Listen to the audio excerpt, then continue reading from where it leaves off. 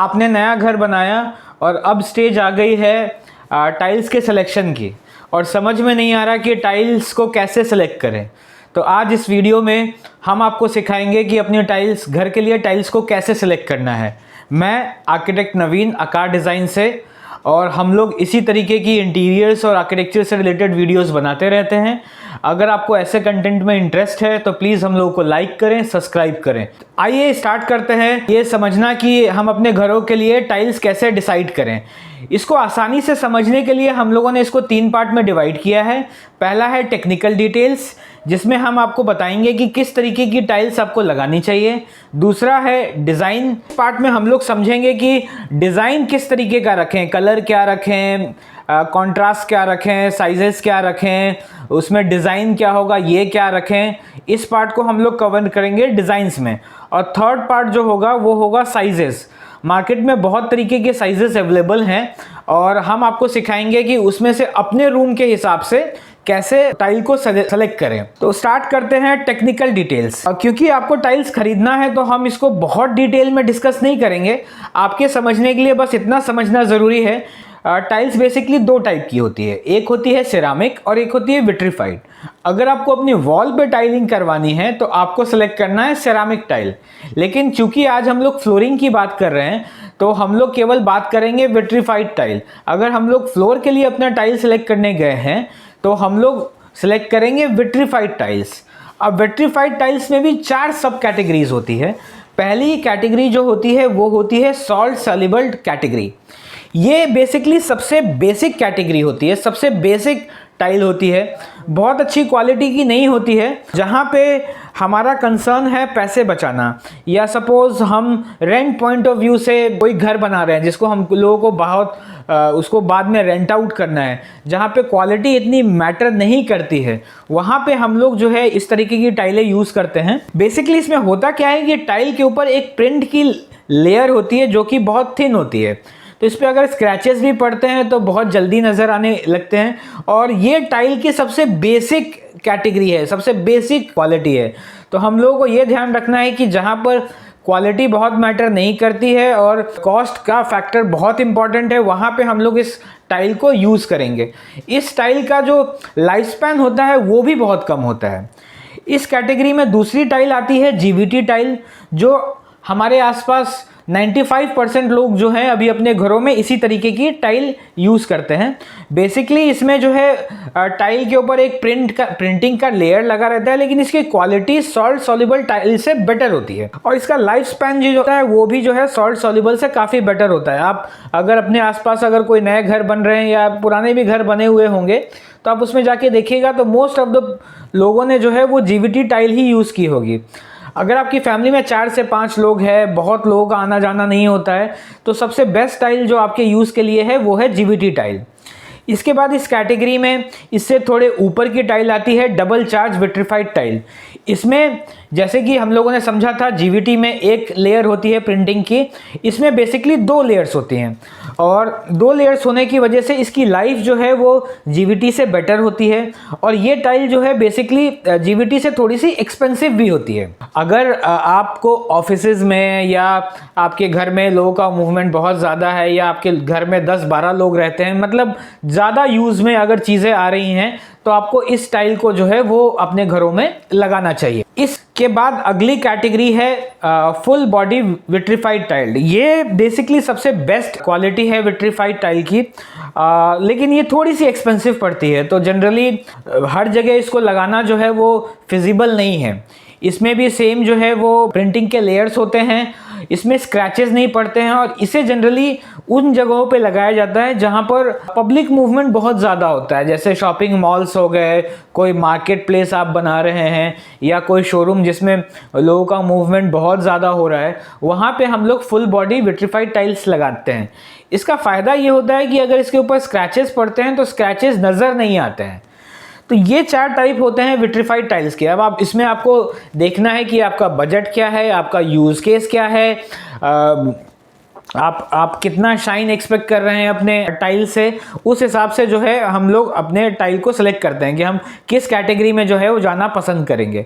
इसके बाद इम्पॉर्टेंट है कि भाई लोकेशन क्या है टाइल का। अगर आप रूम में लगा रहे हैं, ड्राइंग रूम में लगा रहे हैं, बेडरूम में लगा रहे हैं, तो वहाँ पर पानी का बहुत ज़्यादा जो है वो प्रॉब्लम नहीं होता है, तो आप वहाँ पे जीवीटी टाइल्स जो है बहुत इजीली लगा सकते हैं। लेकिन अगर आप बालकनी में लगा रहे हैं, टेरेस पे लगा रहे हैं, टॉयलेट पे लगा रहे हैं, तो वहाँ आपको ध्यान देना है कि आप या तो मैट फिनिश की टाइल लगाएं, या फिर अगर आपके घर में बुज़ुर्ग लोग हैं, बच्चे हैं छोटे जो गिर सकते हैं, तो आपको वहाँ पे एंटी स्किड टाइल लगानी है। ये बेसिकली जीवीटी में जो होता है कि शाइन की वजह से बहुत स्लिपरी सरफेस हो जाता है, मैट फिनिश और एंटी स्किड टाइल्स में जो है वो स्किड होने से आदमी बचेगा। अब हम लोग अपने वीडियो के सेकंड पार्ट पे चलते हैं, और सेकंड पार्ट है डिज़ाइन। डिज़ाइन के हिसाब से आप अपनी टाइलें कैसे सेलेक्ट करेंगे। अब क्योंकि मार्केट में बहुत सारे डिज़ाइंस अवेलेबल हैं, बहुत सारे कलर्स अवेलेबल हैं, बहुत सारे टेक्सचर्स अवेलेबल है, तो मैं बेसिकली आपको जो है एक थंब रूल दूंगा, और उस थंब रूल के हिसाब से आपको मार्केट में जाना है और अपने लिए जो है वो टाइल सेलेक्ट करना है।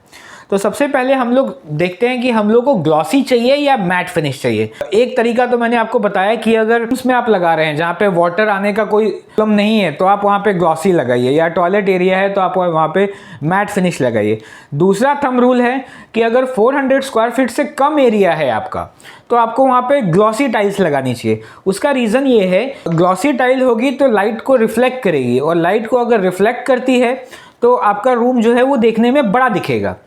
और अगर आपका रूम जो है वो 400 स्क्वायर फीट से बड़ा है, आपका एरिया जो है 400 स्क्वायर फीट से अगर बड़ा है, तो आपके पास दोनों ऑप्शंस अवेलेबल है। आप ग्लॉसी भी लगा सकते हैं, आप मैट भी लगा सकते हैं, एज पर इंटरेस्ट या एज पर रिक्वायरमेंट हो सकती है। सेकेंड जो पार्ट है डिज़ाइन के अंदर, वो आता है कलर। हम कलर कैसे डिसाइड करें अपने टाइल का। मार्केट में बहुत सारे कलर्स अवेलेबल हैं, और ये डिसाइड करना जो है मतलब कभी कभी बहुत टफ हो जाता है जब हम लोग शोरूम में जाया करते हैं कि भाई कौन सा कलर डिसाइड करें। तो इसके लिए भी मैं आपको एक थंब रूल देता हूँ कि अगर 200 स्क्वायर फीट से कम का आपका रूम है, तो आपको जो कलर स्कीम रखना है वो मोनोक्रोमेटिक रखना है। मोनोक्रोमेटिक का मतलब ये हुआ कि जिस कलर की आपकी वॉल है उसी से मिलता जुलता 1 या 2 ग्रेड डाउन या अप जो है वो कलर होना चाहिए आपके टाइल का। जैसे सपोज वाइट कलर की आपकी वॉल्स हैं, तो उस केस में आपको जो टाइल का कलर रखना है वो रखना है वाइट, ऑफ वाइट, ग्रे का बहुत लाइटेस्ट शेड, इस तरीके से मोनोक्रोमेटिक रखना है। क्योंकि ये मोनोक्रोमेटिक रखने से फ़ायदा आपको ये होगा कि आपका जो 200 स्क्वायर फीट का जो वो रूम है वो देखने में बड़ा लगेगा। और दूसरा, अगर आपके पास 200 स्क्वायर फीट से बड़े रूम्स हैं, तो अब आपके पास दोनों ऑप्शंस अवेलेबल हैं। आप कलर स्कीम जो है वो मोनोक्रोमेटिक भी रख सकते हैं और कॉन्ट्रास्ट भी रख सकते हैं। अब कॉन्ट्रास्ट का क्या मतलब हुआ? कॉन्ट्रास्ट का मतलब हुआ, जैसा कि आप अपने स्क्रीन पे देख पा रहे हैं कि वॉल का एक डिफरेंट कलर है और फ्लोरिंग का एकदम से डिफरेंट कलर है। तो इससे क्या है होगा कि कलर की वजह से, टाइल के कलर की वजह से आपके रूम के साइज पे कोई इम्पैक्ट नहीं पड़ेगा। और वही मोनोक्रोमेटिक जो हमने इससे पहले डिस्कस किया था, अगर छोटे रूम्स हैं और अगर आपने मोनोक्रोमेटिक कलर शेड्स यूज़ नहीं किए, तो उस केस में आपके रूम और छोटे दिखने लगेंगे। हम लोग डिस्कस करते हैं कि भाई जब हम लोग जाते हैं तो बहुत तरीके की टाइल्स अवेलेबल हैं और उसमें रेशे होते हैं, पैटर्न होते हैं। तो अब ये कैसे डिसाइड करें कि हमको कौन सा रेशा लेना है, कौन सा पैटर्न लेना है? तो इसके लिए भी मैं आपको एक थंब रूल देता हूं। अगर आपके रूम्स छोटे हैं, जितने कम रेशे वाला टाइल आप लेंगे वो आपके लिए ज़्यादा बेटर है। क्योंकि अगर रेशे हैं और वो छोटे छोटे रेशे के जो है पैटर्न्स बनते गए, तो आपके रूम्स बहुत ही ऑक्यूपाइड नज़र आएंगे। और वही आपके पास बड़े रूम्स हैं तो उसमें आप पैटर्न्स ले सकते हैं, ज़्यादा पैटर्न। तो आपको क्या ध्यान देना है, अगर आपका रूम छोटा है 200 स्क्वायर फीट से, तो उस केस में पैटर्न्स बड़े बनने वाले हों, मतलब बहुत छोटे छोटे। आप अपने स्क्रीन पे देख पा रहे होंगे छोटे पैटर्न का एग्जांपल और बड़े पैटर्न का एग्जांपल। तो इससे हम लोगों ने ये सीखा कि छोटे रूम्स में हम लोग को लेस पैटर्न्स चाहिए और बड़े रूम्स हैं तो हम लोग उसमें बड़े पैटर्न्स जो हैं वो इस्तेमाल कर सकते हैं। अब आती है बात टाइल के कलर्स की कि भाई टाइल का कलर हम लोग कैसे सेलेक्ट करें। तो इसका भी सिंपल थंब रूल है। अगर छोटा रूम है तो हम लोग को लाइट कलर शेड्स यूज़ करना है। सपोज आपका रूम 10x12 का है या 12x14 का है और आप ब्लैक कलर का या डार्क ग्रे कलर का या ग्रीन कलर का आप अपने रूम में टाइल लगाते हैं, तो उससे आपका रूम और छोटा दिखने लगेगा। और अब अगर आपका रूम बड़ा है तो इस केस में आपके पास दोनों ऑप्शंस हैं, आप लाइट कलर्स के टाइल्स भी लगा सकते हैं और डार्क कलर के टाइल्स भी लगा सकते हैं। It's up to you, completely up to you. अब हम लोग बढ़ते हैं अपने तीसरे पार्ट पे। तो साइज अगर आप अपने स्क्रीन पे देख पा रहे होंगे कि टाइल्स में मल्टीपल साइजेस अवेलेबल है, 1x2, 2x2, 2x3, 2x4, 4x8, 2x8, 2x4, बहुत सारे साइजेस जो हैं वो अवेलेबल है। इसका एक सिंपल लॉजिक है कि जितनी छोटी टाइल्स पे आप जाएंगे उतना सस्ता होगा और उतना कम सुंदर होगा। तो इसमें आपको डिसाइड करना है कि आपका बजट क्या है। जैसे अगर आप बड़ी साइज के, जैसे मार्केट में जो अभी सबसे बड़ा साइज अवेलेबल है वो 4x8 का है, तो अगर 4x8 के टाइल में जाते हैं तो उससे खूबसूरती तो आपकी बढ़ेगी, लेकिन वो थोड़ा सा महंगा पड़ेगा। और वही अगर आप 1x2 की टाइल में जाते हैं तो उसका प्राइसिंग अराउंड 22 रुपीज़ पर स्क्वायर फीट लोकल टाइल्स में मिल जाता है, लेकिन वो उतनी ही कम खूबसूरत होगी।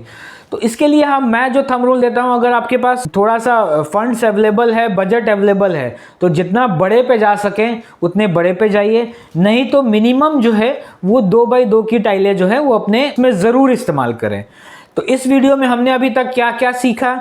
सबसे पहले हमने सीखा कि भाई अगर हमको फ्लोर पे लगाना है तो हम लोग को विट्रीफाइड टाइल्स यूज़ करना है। विट्रीफाइड टाइल्स के अंदर हम लोग कौन सा यूज़ कर सकते हैं, हम लोग यूज़ कर सकते हैं जीवीटी टाइल्स या फिर full body vitrified tiles as per our budget and requirement. उसके बाद लोकेशन हम लोगों ने सीखा, अगर हम लोग रूम्स में लगा रहे हैं तो हम लोग ग्लॉसी फिनिश में जीवीटी टाइल्स लगा सकते हैं। अगर हम लोग वाटरी एरिया जैसे बालकनी, टेरेस या टॉयलेट में लगा रहे हैं तो हम लोग मैट फिनिश या एंटी स्किड फिनिश में जाएंगे। डिज़ाइंस में अगर हमारे रूम छोटे हैं तो हम लोग जो है वो ग्लॉसी टाइल यूज़ करेंगे, लाइट कलर की टाइल्स यूज़ करेंगे और कोशिश करेंगे कि मोनोक्रोमेटिक हो। रूम का साइज़ अगर छोटा है तो हम लोग कोशिश करेंगे कि हमारे टाइल्स में पैटर्न्स कम हो, रेशे कम हो। और बड़ी टाइल्स हैं तो उसमें, बड़े रूम्स हैं तो उसमें हमारे पास मल्टीपल ऑप्शन है, हम लोग छोटे पैटर्न्स भी यूज़ कर सकते हैं, बड़े पैटर्न्स भी यूज़ कर सकते हैं।